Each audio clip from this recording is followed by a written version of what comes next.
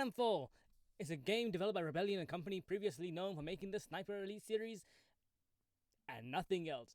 I mean, they have made other games, but none of them have actually been that big.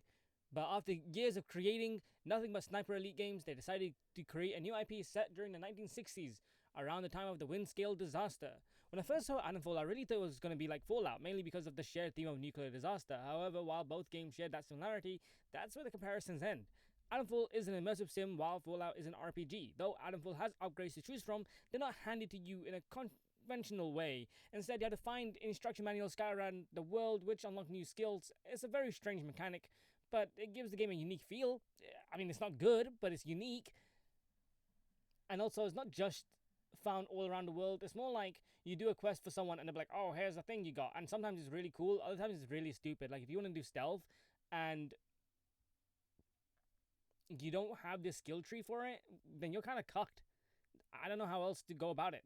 Anyway, unlike other immersive sims, Atomfall doesn't have many mechanics to keep you engaged for hours on end, but it still is an incredible game because of its atmosphere, culture, and what it's trying to accomplish. The game knows exactly what it is and doesn't try to do more than it's capable of, which is both a strength and a weakness. The game is divided into 5 regions, each with its own factions, gangs, and people. You'll encounter those characters during trades, quests, and interactions as you search for a way out of quarantine. Quarantine zone. Speaking of the story, you start the game, wake up in a bunker, have no idea who you are or why you're there. All you know is you've been asleep for 5 years after the Windscale disaster, and now the area is quarantined. There's no communication with the outside world, and it's up to you to find new people with connections who can help you escape. That's the gist of the plot. You never really learn about your past or why you're in the situation you're in, and the people you meet don't offer much insight into it either. As for those characters, I don't really like them. I mean, I really like them. As for the characters you do end up meeting, I really like them a lot. They have a lot of personalities and their motivations are varied. Some want what's best for the village, others are trying to escape, and some are thriving in this environment and don't want to leave. However, some characters feel a bit shallow and a lot of quest lines don't resolve promptly. You might follow a quest line for a while only for it to abruptly end without any meaningful conclusion. In one instance, you meet someone really early on and he tells you about this village. But then when you go back to him, he doesn't have any other follow-up quest line or anything to go off on. He's just some guy that you meet once and that's it. One of the great things about Atomfall is that there are so many characters to meet, however. Some I didn't even end up finding until my brother was playing the game. The game doesn't use markers, so you have to set your own goal and actually explore the world. It feels like a mystery with a focus on interrogation and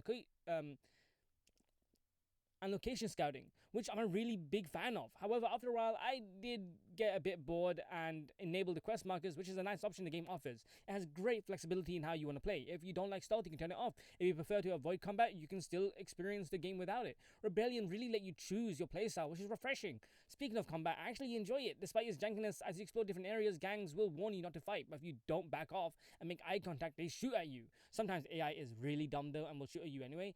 I also like the gunplay. Early on, you find old rusty weapons from World War II because the game is set in a post-nuclear disaster world. You'll often find ammo and it creates a sense of tension. When you have a good shot or land a melee hit, it's incredibly satisfying. What really stood out to me, however, though, what really stood out to me, though, is its vibe. The game is creepy and atmospheric, especially when you explore bunkers. There's nothing particularly horrifying about them, but the way the game makes you feel uneasy as you explore the game is really effective. Coming across enemies in those areas definitely make my heart skip a beat. The World War II era weapons and limited ammo add to the sense of dread, making you constantly nervous about what's lurking around the corner. However, I do have some issues with the inventory system. It's very limited, and sometimes quest items get mixed in with your regular inventory, making it hard to manage. There's no way to upgrade inventory space, which can be frustrating. I mean, it is frustrating. Also, Atomfall has no currency system. Everything is done bartering. Everything is done through bartering, which sounds great in theory, but in practice, it's not much fun. Often, the people you barter with don't have anything useful, so you end up hoarding items and end up finding better items later on during your travel. After trading, you're still stuck with a lot of useless items, which can be annoying, and you don't have anything to do with them. The game has multiple endings depending on who you ally with, and at the end, some of those endings are really hidden, which I like. The fact that you can miss certain things adds to the mystery and replayability of the game. However, that being said, I don't think I'm ever going to go back to this game because it's a 7 out of 10. It's a great game with a lot of potential, but it's still missing a lot of features that could make it spectacular, especially in this genre of immersive sims when there are so many other games like it that do it much better. The thing that makes Atomfall great is its atmosphere. I do recommend playing the game, but it's not a game that I would often revisit or tell other people to go revisit. I finished the game in under 20, I think 15 hours. 15 hours is what I beat the game with, and I enjoyed it. the combat was very janky at first, but it was alright at the end.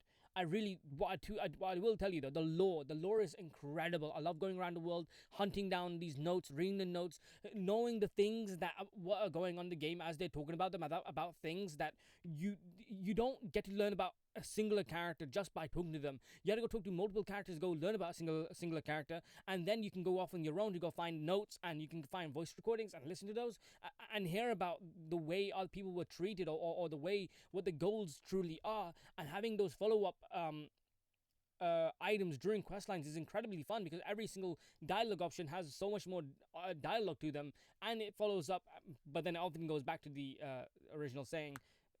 Original saying? What am I talking about? But yeah, Adamfall, great game. I recommend playing it. That's it. I don't want to talk about this game too much.